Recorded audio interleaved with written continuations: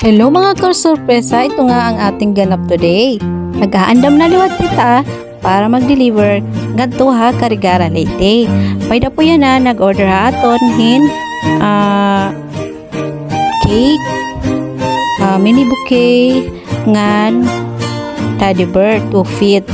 So mabiyahin na ngan kita yan ha Karigara para i-deliver an aton rider surprise para kan Sir JR kay mansari ni Raya na ngan Ma'am Daisy.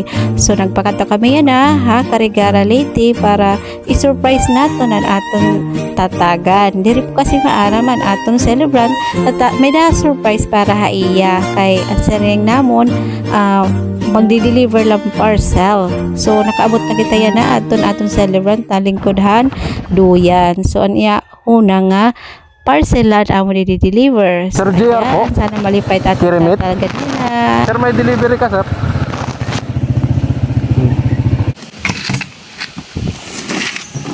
Ubasahan mo doon? Ha? Adi sir, pa-receive na lang po.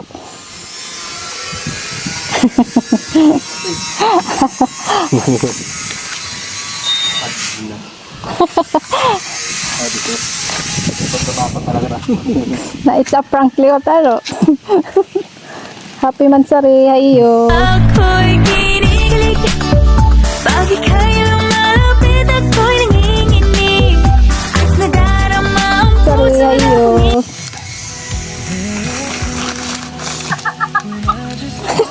Mga nadaton.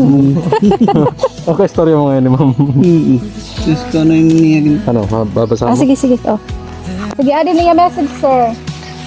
Good morning asawa ko. Ito na yung mala MM ko pong mensahe sa iyo. Happy 7th mansari sa ating dalawa.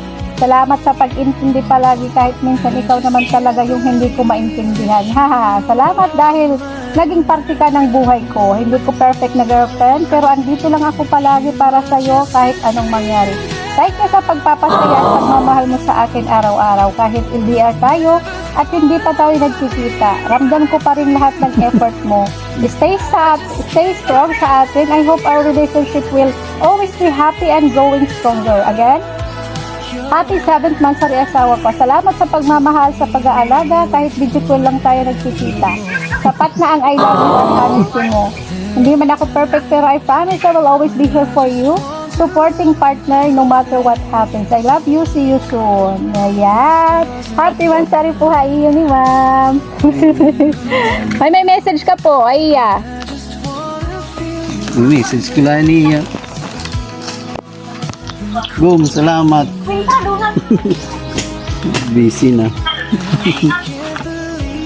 Boom. Uy. Salamat. Ayan. Thank you. Thank you, ma'am. Mama, picture lang kami po.